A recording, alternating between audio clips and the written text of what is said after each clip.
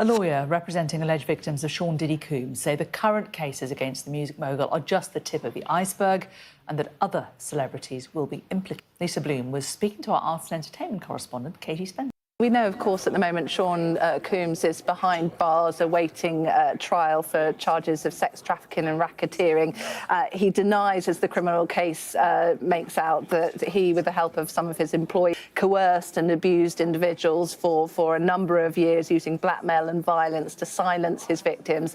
On top of the criminal case, though, there is now a mounting number of civil cases taking place as well, more than 20 so far, and one of them being the case that Lisa Bloom is bringing for her client, Dawn Richard. Now, Dawn Richard was in two bands that the rapper helped form. One came out of a reality show called Danity Kane, and she went on to be in another band that the rapper formed called Diddy Dirty Money. Now, in her case, she alleges that she was subjected to inhumane working conditions and had threats made to her life. And Lisa Bloom, who we caught up with in Los Angeles, has been talking to us about how she believes there are hundreds more people, she feels, that could be making cases who are too scared to speak out. Here's what she told me. Dawn Richard was on the television show Making the Band in the early 2000s, where thousands and thousands of people tried out to be on the show. And she alleges that during the show, Making the Band, that she and the others were subjected to horrendous conditions. They weren't allowed to eat. They weren't allowed to sleep. They were locked in places and not allowed to leave.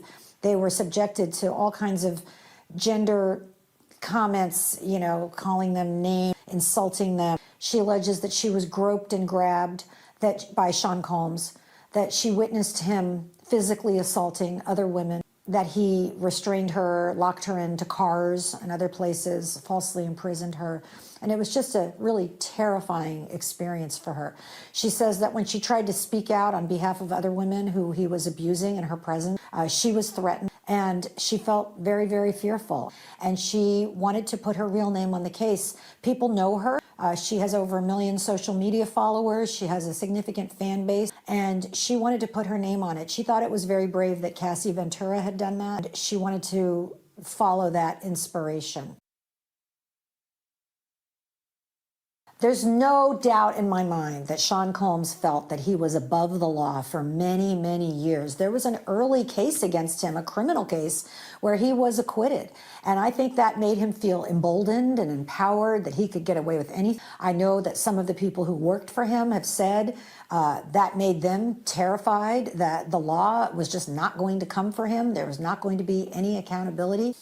I think we might see more criminal charges to come.